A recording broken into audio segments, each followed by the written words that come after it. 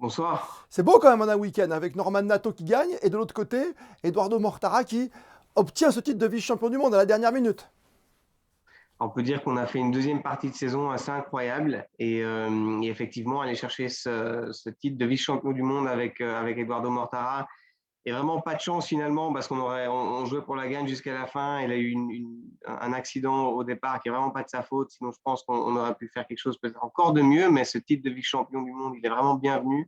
Et puis finir en beauté avec cette victoire de Norman Nato euh, pour la dernière course de la saison, c'est vraiment exceptionnel.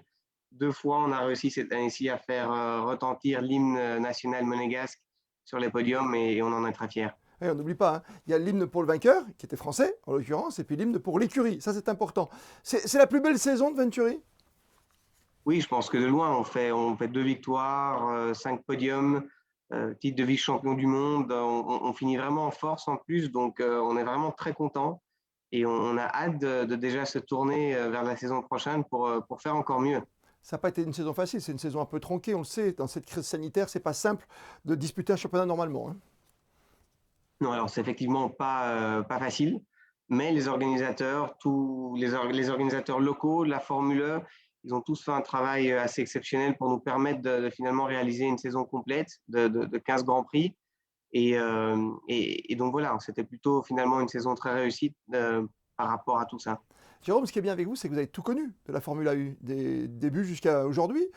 Qu'est-ce qui fait la différence pour une écurie comme celle de Monaco, comme Venturi Racing aujourd'hui? C'est quoi? Les pilotes, le châssis, une ambiance, une équipe? C'est vraiment l'équipe. Je pense que non, c'est un sport. Alors forcément, on voit une voiture rouler et il y a un pilote dans la voiture et c'est la personne qu'on reconnaît le plus. Mais derrière tout ça, il y a un travail d'équipe. Il n'y a rien qui peut se passer sans les mécaniciens, sans les ingénieurs, sans les personnes de la communication, du commercial, les pilotes forcément.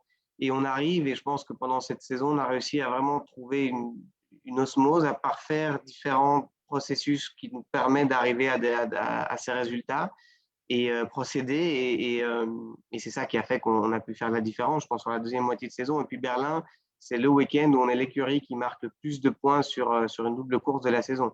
Donc c'est vraiment, on finit en force et continuer à parfaire tous ces points-là en équipe, c'est ce qui va nous permettre de continuer à progresser. Sans dévoiler des secrets d'entreprise. Mais on a déjà une petite idée de sur quel point faut travailler un peu plus pour gagner encore plus de courses et être champion du monde finalement? Alors, comment ça se passe, c'est que chaque week-end, on revient avec beaucoup de points qu'on a envie d'améliorer. Et finalement, la course automobile, comme dans d'autres domaines aussi, on est sans cesse à la recherche de l'amélioration, de la perfection. Et donc, même quand on gagne une course, on revient au bureau ici à Monaco et on se pose et on a beaucoup de points sur lesquels on s'aperçoit qu'on peut encore s'améliorer. Donc, c'est ce procédé-là, en fait, qu'il faut continuer, il faut jamais arrêter, il faut jamais rien relâcher. C'est clair qu'on va revenir dans quelques semaines et on va déjà être concentré sur la première course qui aura lieu en janvier en Afrique du Sud. Et pendant ces 5 mois, on va travailler d'arrache-pied pour continuer à s'améliorer. On va être un peu visionnaire. Dans combien de temps l'électrique va-t-il remplacer le moteur électrique va remplacer le moteur thermique? Alors, ça dépend des gouvernements, ça dépend de la politique de certains pays, de l'Europe et tout ça, mais je pense qu'on va clairement vers une mobilité en règle générale qui deviendra électrique. Euh, à savoir si ce sera dans 5 ans, dans 10 ans ou quelle échéance, ça c'est un peu encore difficile à juger, mais en tout cas, ce qu'on peut voir et les chiffres le montrent déjà, c'est vers ça que l'automobile et que la mobilité va. On se dit que la saison prochaine, ça sera encore mieux avec les mêmes pilotes? Il y a pas mal de choses sur lesquelles on doit travailler et on communiquera tout ça en temps et en heure. Mais effectivement, on doit encore se poser un petit peu sur plusieurs plans et voir comment on va avancer. Et puis gagner à la maison, ce serait bien aussi un jour, non? C'est pas mal ça. C'est un beau projet peut-être pour 2022, non? C'est l'objectif. C'est C'est l'objectif. l'objectif.